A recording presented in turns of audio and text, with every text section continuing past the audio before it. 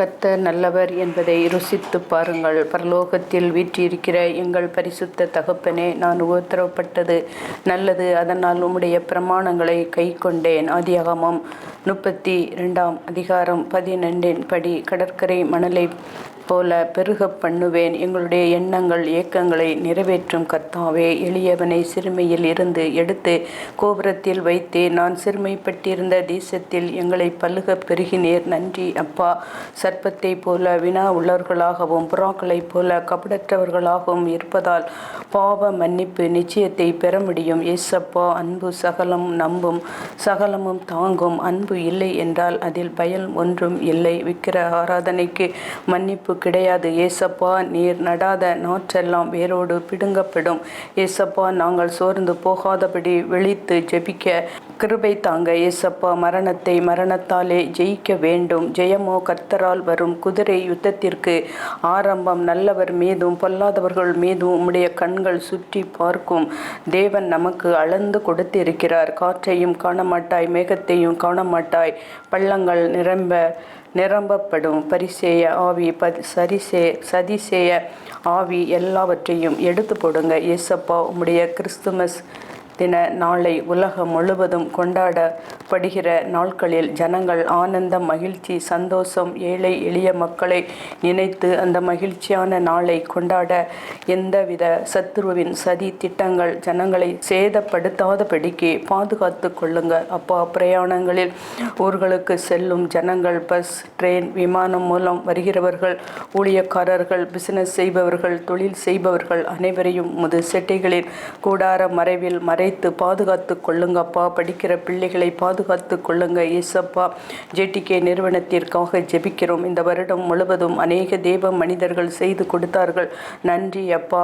இங்கு வேலை பார்க்கிற உம்முடைய பிள்ளைகளை பாதுகாத்து தேவைகளை சந்திங்க அப்பா. அவைகளை ஆசீர்வதிங்க. ஜேடிகே டிவி அம்மா ஐயாவை பிள்ளைகளை பாதுகாத்து வந்ததற்காக நன்றி அப்பா. இனி வரப்போகிற புதிய ஆண்டிலும் உம்முடைய கிருபை பிரசன்னம் ஜேடிகே டிவி முழுவதும் நிரம்பட்டும் அப்பா. ஆசீர்வதிங்க, பலப்படுத்துங்க, பெரிய காரியங்களை செய்யுங்க ஏசப்பா. டிவியில் பேசுகிற என்னை மறைத்து நீங்க பேசுங்க. எல்லா துதி கன மகிமை உமக்கே செலுத்துகிறேன் இயேசுவின் நாமத்தினால். ஆமேன், ஆமேன்.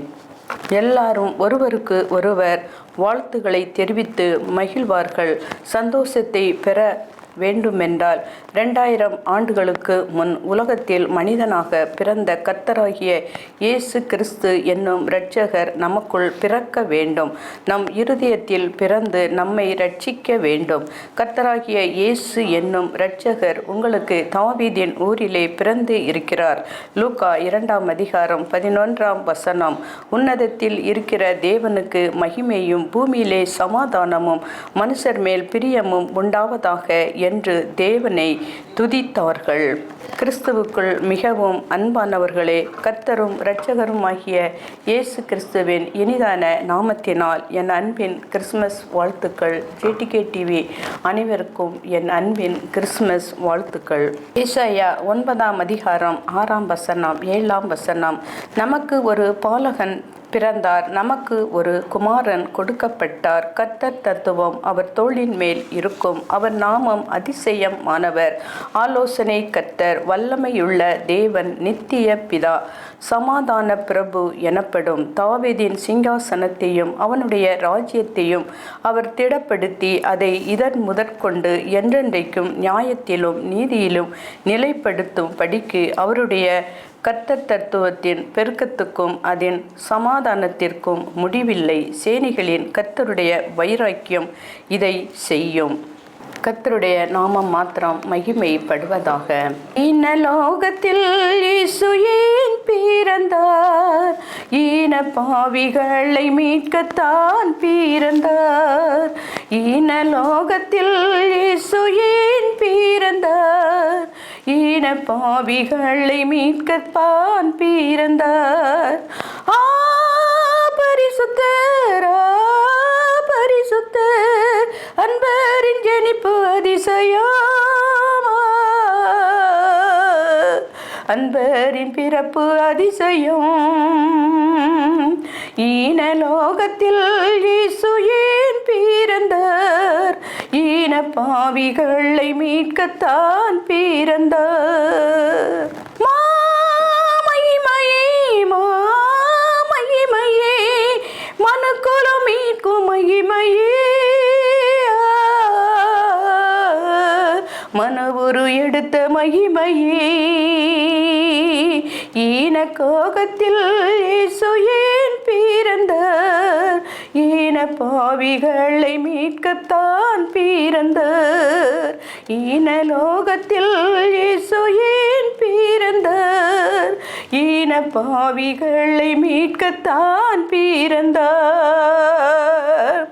பார் பரிசுத்தர் பார் பரிசுத்தர் பரலோக மீன்மை துறந்ததால், பாவியின் சாயல் அணிந்ததால், ஈனலோகத்தில் இயேசு ஏன் பிறந்தார். ஈன பாவிகளை மீட்கத்தான் பிறந்தார். ஈனலோகத்தில் இயேசு ஏன் பிறந்தார். ஈன பாவிகளை மீட்கத்தான் பிறந்தார். அல்லேலூயா அல்லேலூயா, ஆகாய மகிமை ஜொலித்ததால், அட்டிடையர் கண்டு களித்ததால், ஈனலோகத்தில் இயேசு ஏன் பிறந்தார். ஈன பாவிகளை மீட்கத்தான் பிறந்தார். ஈனலோகத்தில் இயேசு ஏன் பிறந்தார். ஈன பாவிகளை மீட்கத்தான் பிறந்தார். ஆருமையா ஆருமையா தாழ்மை அருமை பெருமையா, சிலுவை மரணம் வரையும் தாழ்த்ததால், ஈனலோகத்தில் இயேசு ஏன் பிறந்தார். ஈன பாவிகளை மீட்கத்தான் பிறந்தார். ஈனலோகத்தில் இயேசு ஏன் பிறந்தார். ஈன பாவிகளை மீட்கத்தான் பிறந்தார். கர்த்தருடைய நாமம் மாத்திரம் மகிமைப்படுவதாக. கர்த்தாவே சொல்லும் அடியேன் கேட்கிறேன். பாவிகளை இரட்சிப்பதற்காக இவ்வுலகத்திற்கு வந்தவரும் நமக்காக பிதாவினிடத்தில் பரிந்து பேசுகிறவருமாகிய அன்பின் ஆண்டவர் இயேசு கிறிஸ்துவின் நாமத்தினால் வாழ்த்துக்கள். முதலாக இயேசுவை அறிந்து வருகிற மக்கள் மத்தியில் கர்த்தர் பலத்த கிரியைகளை செய்து வருகிறார். அற்புதங்களையும் அடையாளங்களையும் காண்பித்து திரளான மக்களை தம் அண்டையில் சேர்த்து வருகிறார். லூக்கா 2ஆம் அதிகாரம் 10ஆம் வசனம்.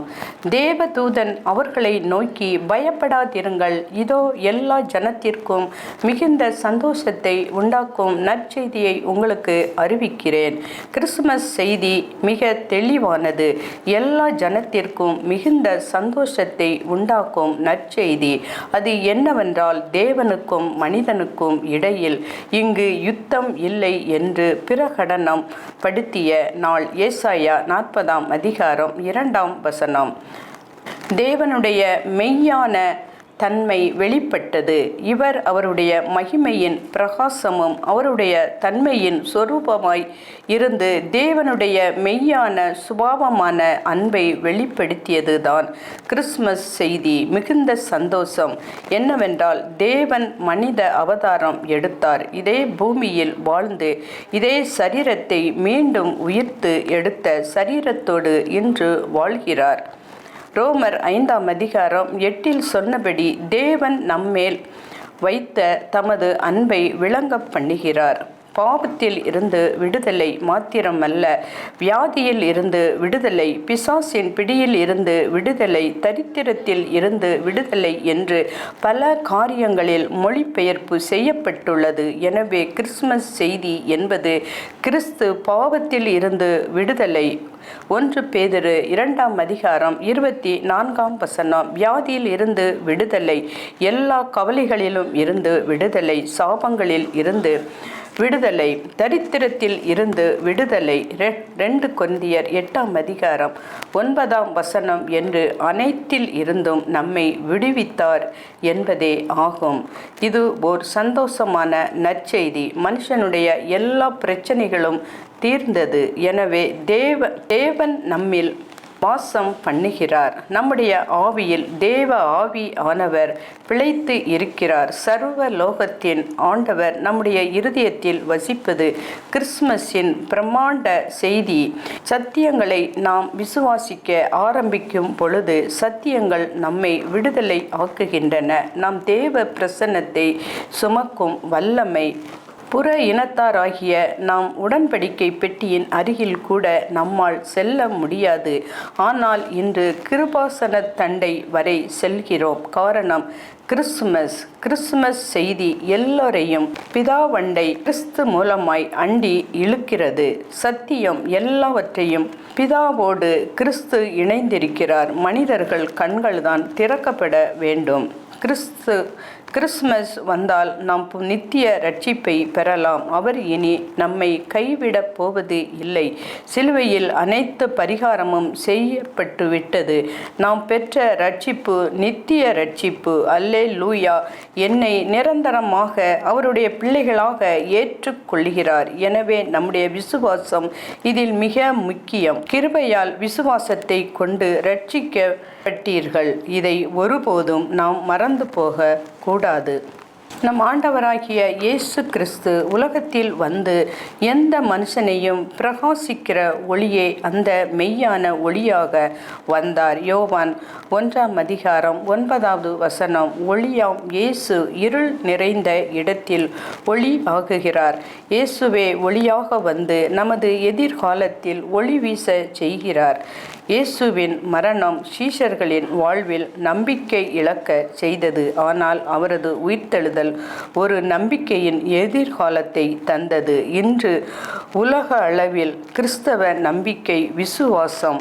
எனக்கு அன்பானவர்களே, நாம் எல்லாம் சிருஷ்டித்த இறைவன் நம்மை போல ஒரு சாதாரண மனிதனாக இந்த உலகத்தில் வந்து ஆச்சரியமான காரியம் அல்ல. நம்முடைய ஆசியா கண்டத்தில் உலகில் மத்திய பகுதி என்று கருதப்படுகிற பெத்லெகேம் என்ற ஊரில் தேவாதி தேவன் அவதரித்தார். அவர் இந்த உலகில் ஒரு மனிதனாக வந்தபோது இயேசு என்று அவருக்கு பெயரிடப்பட்டது. இந்த இயேசு கிறிஸ்துவை வைத்துதான்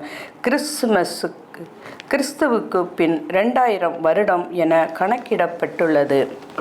கிறிஸ்துதான் இந்த உலகத்தை சிருஷ்டித்த தேவன். அவர் உலக இரட்சகராக இந்த உலகத்தில் வந்தார். அவர் ஏதோ ஒரு மதத்தை உருவாக்கவோ ஏதோ ஒரு புதிய தத்துவங்களை சொல்லவோ வரவில்லை. மனு குலத்தின் இரட்சகராகத்தான் இயேசு கிறிஸ்து இந்த உலகத்திற்கு வந்தார். இயேசு கிறிஸ்து பிறந்தவுடன் அந்த செய்தி அரண்மனையில் இருந்த தலைவர்களுக்கு அறிவிக்கப்படவில்லை. பெரிய வீடுகளில் வசித்த செல்வந்தர்களுக்கு அறிவிக்கப்படவில்லை. ஆனால் வயல்வெளியில் ஆடுகளை காத்து கொண்டிருந்த ஏழை மேய்ப்பர்களுக்கு தான் முதலாக அறிவிக்கப்பட்டது.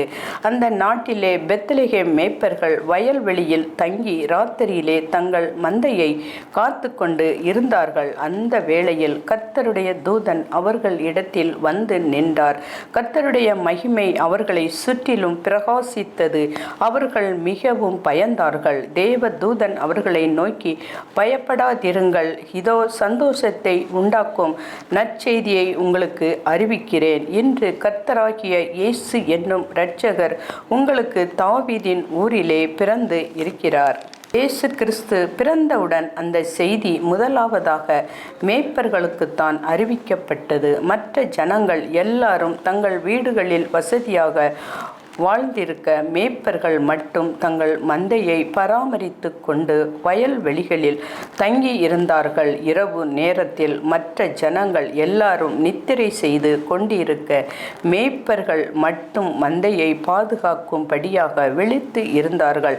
அந்த மேய்ப்பர்களுக்குத்தான் இயேசு கிறிஸ்துவின் பிறப்பாகிய நற்செய்தி முதலாவது அறிவிக்கப்பட்டு உள்ளது. தேவனாகிய கர்த்தர் தம்முடைய தூதர்களை முதலாவது மேய்ப்பர்களிடத்தில் அனுப்பினார். பயப்படாதிருங்கள், உங்களுக்காக இரட்சகர் பிறந்திருக்கிறார் என்கிற செய்தி அவர்களுக்கு அறிவிக்கப்பட்டது. மேய்ப்பர்கள் அந்த சமுதாயத்தில் மிகவும் தாழ்வாக எண்ணப்பட்டார்கள். அந்த சமுதாயத்தில் மறக்கப்பட்டார்கள்.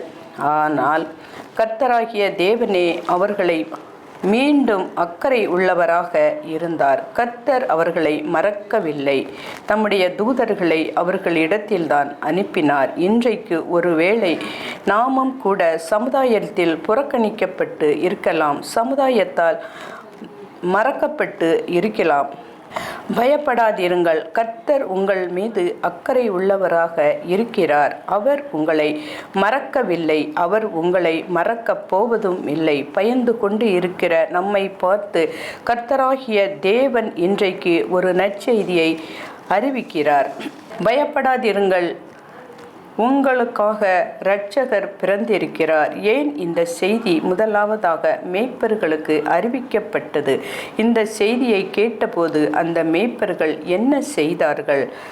தரிசித்தார்கள். தேவ தூதர்கள் அவர்களை விட்டு பரலோகத்திற்கு போன பின்பு மேய்ப்பர்கள் ஒருவரையொருவர் நோக்கி, நாம் பெத்லகேம் ஊருக்கு போய் நடந்ததாக கர்த்தரால் நமக்கு அறிவிக்கப்பட்ட இந்த காரியத்தை பார்ப்போம் வாருங்கள் என்று சொல்லி தீவிரமாய் வந்து மரியாளையும் யோசேப்பையும் முன்னணியிலே கிடத்திருக்கிற பிள்ளையும் கண்டார்கள். லூக்கா 2ஆம் அதிகாரம் 15ஆம் வசனம் 16ஆம் வசனம்.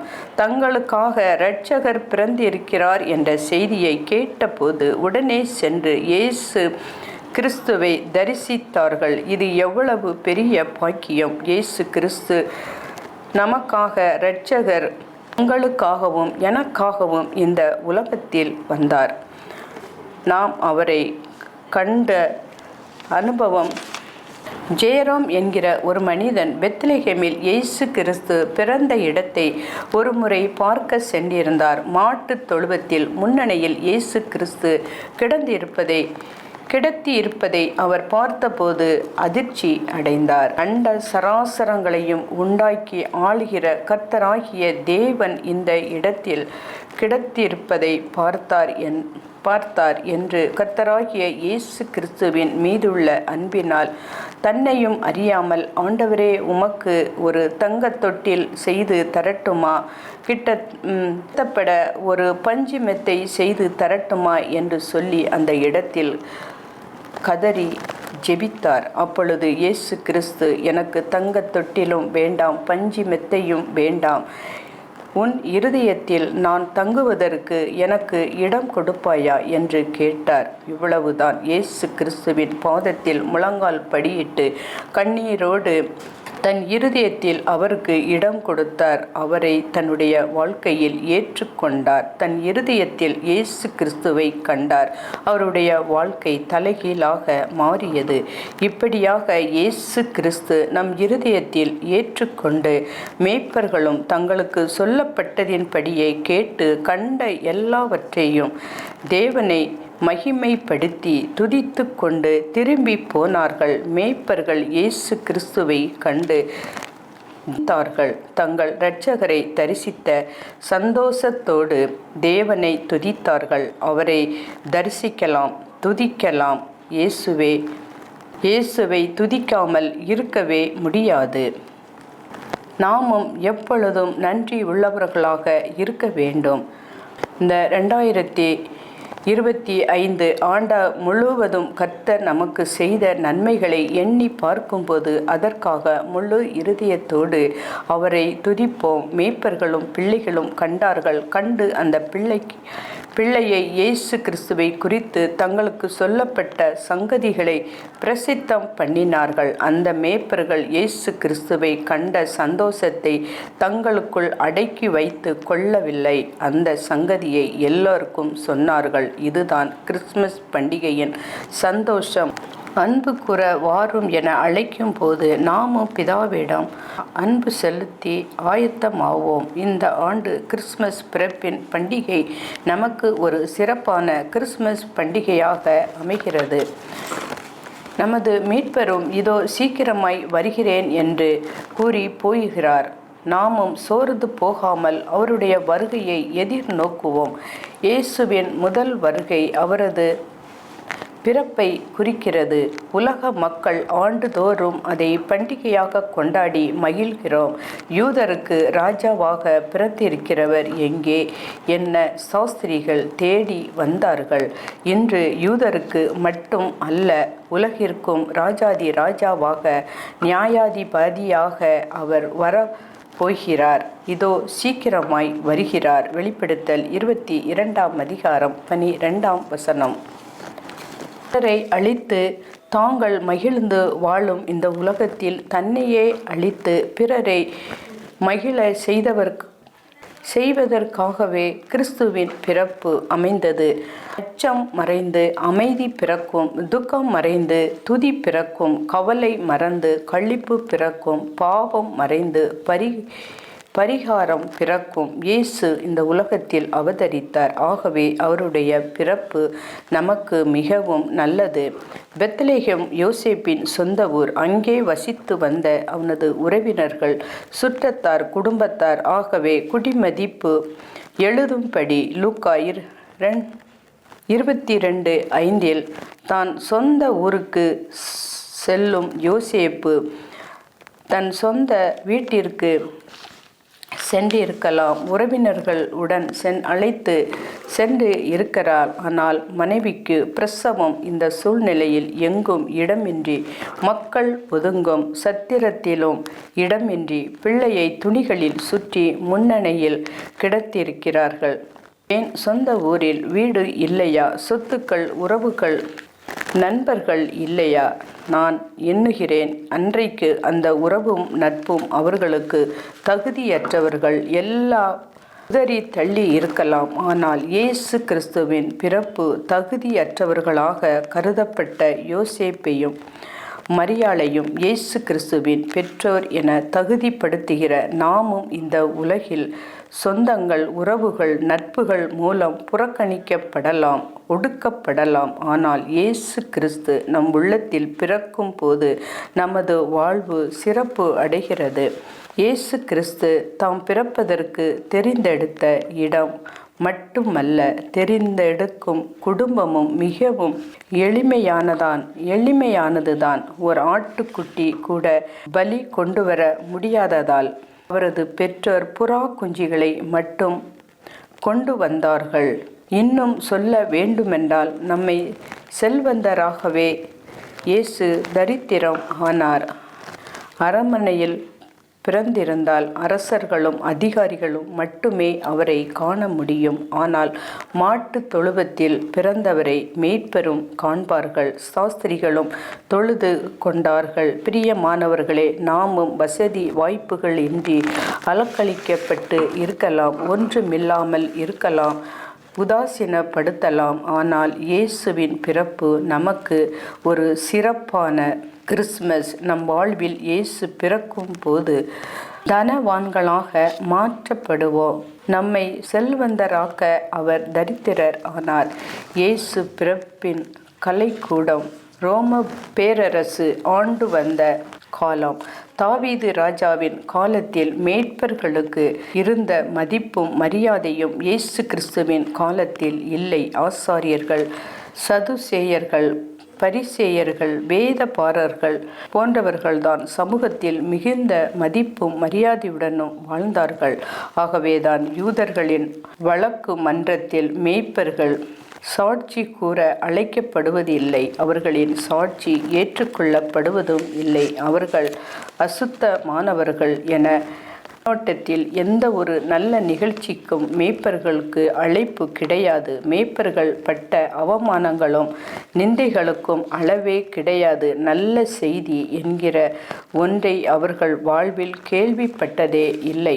ஆனால் எல்லா ஜனத்துக்கும் மிகுந்த சந்தோஷத்தை உண்டாக்குகிற கிறிஸ்துவின் பிறப்பு மாபெரும் நற்செய்தி முதலில் மேய்ப்பர்களுக்குத்தான் அறிவிக்கப்பட்டது. அன்பானவர்களே, மனிதர்களின் புறக்கணிப்பில் இருந்துதான் தேவனுடைய அங்கீகாரமே ஆரம்பமாகிறது. மனிதர்கள் நம்மை புறக்கணிக்கிறார்கள் என்றால் இயேசு நம்மளை அங்கீகரிக்க ஆரம்பித்து விட்டார். ஏழை எளிய மக்கள் தங்கள் அன்றாட வாழ்க்கையில் மகிழ்ச்சியை காண நமது அனைத்து உரிமைகளையும் உடைமைகளையும் அவர்களோடு பகிர்ந்து வாழும் பொழுது அனுதினமும் நமக்கு கிறிஸ்மஸ் தான். நாமும் இயேசுவை போல மாறுவதாக. இயேசு நம்மை போல மாறினார். இயேசுவின் பிறப்பு நம் அனைவருக்கும் சிறப்பு. இயேசுவின் வருகை நம் அனைவருக்கும் உலக நாளை பார்த்து கொள்ளலாம் என்று விட்டுவிடாமல் இன்றே இப்பொழுதே செய்யலாம் என்று முடிவெடுப்போம். காலமும் நேரமும் கடவுள் நமக்கு தந்த ஈவு. இந்த இழந்த காலத்தை எவருடைய வாழ்விலும் திரும்ப பெற முடியாது. ஒரு மனிதரின் முதன்மை பணிவிடைக்காரன் ஒரு நாள் நோய்வாய்ப்பட்டு படுத்த படுக்கலை ஆனான். அவர் பல ஆண்டுகள் முழு விசுவாசத்தோடும் உண்மையோடும் பணி செய்து தமது ஊழியக்காரனை மரண படுக்கையில் சந்தித்தார்.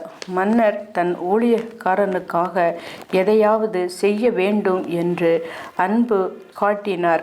உள்ளத்தில் பொங்கியது, சிநேகிதனே, நீ இவ்வளவு ஆண்டுகளாக எனக்கு உண்மையாக எவ்வளவோ பணிவிடை செய்திருக்கிறாய். உனக்கு ஏதாவது கடைசி ஆசை இருந்தால் அதை என்னிடத்தில் சொல்லிவிடு, நான் அதை பூரணமாக நிறைவேற்றி வைக்கிறேன் என்றார்.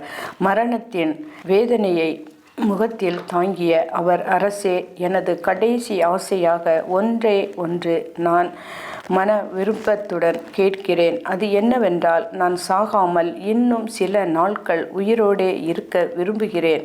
எப்படியாவது மருத்துவர்கள் மூலம் இந்த உதவியை எனக்கு செய்யுங்கள் என்று கெஞ்சினார். இந்த ஆசையை எதிர்பாராத மன்னர் மௌனமாய் இருந்தார். மௌனம் கலைந்த மன்னர், எனக்கு இந்த நாட்டில் எவ்வளவோ அதிகாரம் உண்டு. தேசத்தின் மக்களுக்கு அது தெரியும். ஆனால் உனக்கு காலத்தையும் நேரத்தையும் கூட்டி கொடுப்பது என்னால் முடியாது.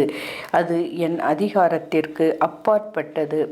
உலகை படைத்த கடவுளால் மாத்திரமே இது சாத்தியம் என்று வேதனையோடு சொன்னார். ஆம், அன்புக்கும் நம் வாழ்வில் இழந்து போன காலத்தையும் நேரத்தையும் எவராலும் எந்த பொருளாலும் திருப்பித்தர முடியாது. புதிய காலங்களையும் நேரங்களையும் நாமாக அமைத்து கொள்ளவும் முடியாது. கண் போன்ற காலத்தையும் பொன்னை விட உயர்ந்த பொன்னான நேரத்தையும் வீணான காரியங்களில் ஈடுபடுத்தி வீணடித்து விடாமல், குறிப்பாக செல்போன், ஃபேஸ்புக், இன்ஸ்டாகிராம், வாட்ஸ்அப்பு, தவறான நட்பு என்று விழுந்து போகாதபடிக்கு காலத்தின் அருமையை உணர்ந்து வாழ்வில் கண்ணீர் வடிக்காமல் என்ன படிக்க வேண்டும், எப்படியாக படிக்க வேண்டும் என்ற நமது தரிசனத்தை இயேசுவின் பாதம் வைத்து நம்மை ஒப்பு கொடுத்து அதற்காக ஆயத்தம் பண்ணுவோம். நாட்கள் பொல்லாதவைகள் ஆனதால் காலத்தை பிரயோஜனப்படுத்தி கொள்ளுங்கள். பொன்னை இழந்தால் மீண்டும் சம்பாதித்து கொள்ளலாம். காலத்தை இழந்துவிட்டால் மீண்டும் பெறவே முடியாது. காலத்தின் நிலையை அறிந்து கொள். காலம் உயிர் போன்றது. அதை வீணாக்குவது உண்மையே நீ கொலை செய்வதற்கு சமம். ஆதிகால அப்போஸ்தலர் இதில் மிக தெளிவாக இருந்தனர். பேதுருவின் கடிதத்தில் நாம் ராஜரீகமான ஆசாரிய கூட்டம் என்றும், யோவான் எழுதிய வெளிப்படுத்தலில் நம்மை ஆசாரியர்களும் ஆக்கின. எனவே ஆசாரியரும் கிறிஸ்துவினால் மாற்றப்பட்டு இருக்கிறது. கிறிஸ்துவின் சபையில் 2 பிரிவினர் கிடையாது. சபையார் மற்றும் ஆசாரியர். எல்லா விசுவாசிகளும் ஆசாரியர்களே. தேவனுக்காக நாம் அனைவரும் எரிந்து பிரகாசிக்க அழைக்கப்படுகிறோம். கிறிஸ்துமஸின் மிக பிரமாண்டமான செய்தி தேவன் நம்மோடு ஒரு புதிய உடன்படிக்கை ஏற்படுத்துகிறேன் என்பதே.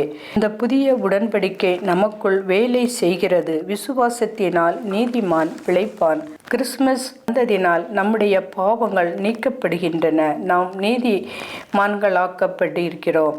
நாம் எல்லா ஜனத்திற்கும் மிகுந்த நற்செய்தி. யோவான் 1:29 உலகத்தின் பாவத்தை சுமந்து தீர்க்கிற தேவாட்டுக்குட்டியை சர்வ லோகத்தின் சாபங்களையும் நிவர்த்தி செய்கிற பலியாய் இருக்கிறார். குற்ற உணர்விலிருந்து நம்மை விடுதலை ஆக்குகிறது. பாவங்கள் அற கிறிஸ்துவின் இரத்தம் நம்மை சுத்திகரிக்கிறது. ரோமர் 8:3 பாவத்தை போக்கும் பலியாம். கேளுங்கள் தரப்படும், தட்டுங்கள் திறக்கப்படும், தேடுங்கள் கிடைக்கும் என்றார் இயேசு. தேடுங்கள் கிடைக்கும் என்றார். கேளுங்கள் தரப்படும், தட்டுங்கள் திறக்கப்படும், தேடுங்கள் கிடைக்கும் என்றார் இயேசு. தேடுங்கள் கிடைக்கும் என்றார். பெத்லகேம் நகரின் மாட்டு தொழுவம் அதில் பிறந்தார் பரமபிதா. சூசை கன்மரியின் மடியில் தவழ்ந்தாரே சுப்பிதா. 6 வயதினில் ஆரம்ப பள்ளியில் கல்வி பயின்றாரே. ஆகமங்கள் 56 மையம் தீர உணர்ந்தார். இயற்கை உலகமே தூய்மையான என இயேசு நினைத்தாரே. எல்லா உயிர்களும் தன்னுயிரெனது பேசி மகிழ்ந்தாரே. கேளுங்கள் தரப்படும், தட்டுங்கள் திறக்கப்படும், தேடுங்கள் கிடைக்கும் என்றார் இயேசு. தேடுங்கள் கிடைக்கும் என்றார். எருசலேம் நகரின் பஸ்கா பண்டிகைக்கு பரமர் கோனாரே. 12 வயது நிரம்பிய இயேசு கேள்விகள் கேட்டாரே. இயேசுவின் கேள்வி ஆலய குருக்கள் ஆனந்தமானாரே. இளமை செய்த திறமைகள் பஸ்கா பெருமையை வளர்த்தாரே. இளமை பருவத்தில் எளிய வாழ்க்கையில் இருப்பிடமானாரே. இந்த வேளையில் இயேசுவின் தந்தை சூசையும் அறிந்தாரே. கேளுங்கள் தரப்படும், தட்டுங்கள் திறக்கப்படும், தேடுங்கள் கிடைக்கும் என்றார் இயேசு. தேடுங்கள் கிடைக்கும் என்றார். கர்த்தர் நம் அனைவரோடும் கூட இருப்பாராக. ஆமென்.